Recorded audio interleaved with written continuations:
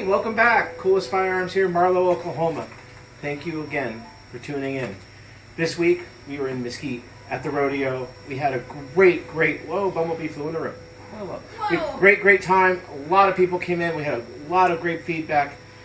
Can't wait to tell you, we're going to be talking about barrels, concentricity to muzzle brake for silencer attachments so you get really low POI shift. But first, I know why you tuned in.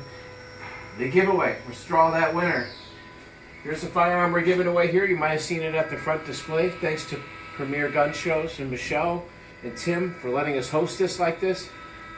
Amazing that we're being able to get this great traffic. People signing in. 4, 3. Remember, we got 5 minutes. 2, 1.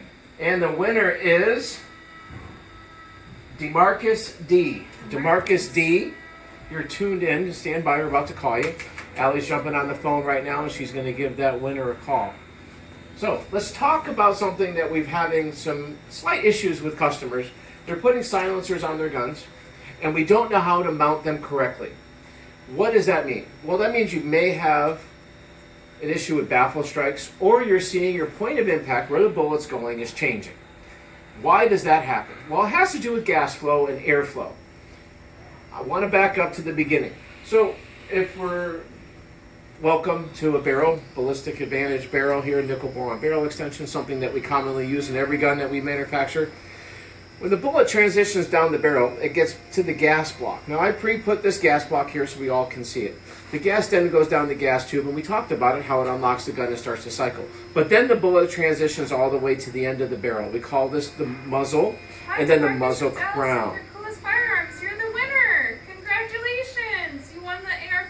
Sounds like we got a great winner in the background. They all right. Awesome. So we have the muzzle crown. Now, as the gas is venting out the end of the muzzle, the gas is going to go around the back of the bullet, but the bullet's still exiting.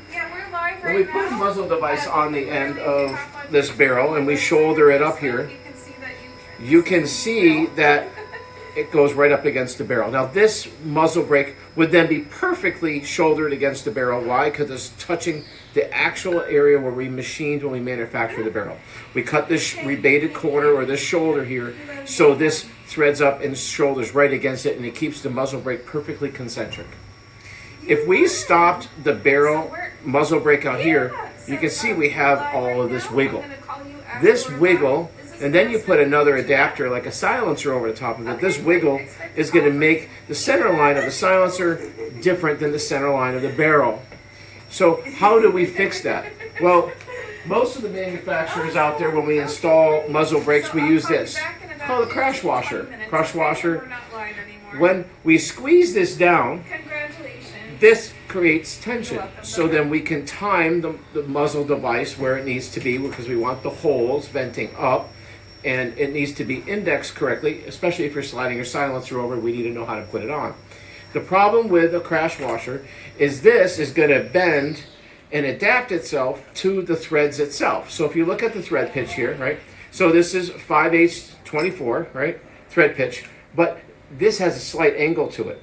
This crush washer is going to mate that angle along with the muzzle brake tensioning up. So where is that silencer? That silencer is no longer in the center line. So what do we need to do? Well, most muzzle devices come also with what we call a shim kit. They're really thin little washers, and what we do is we create basically a stopgap between where the muzzle brake threads on and the shoulder, and then we can tighten it up nice and tight.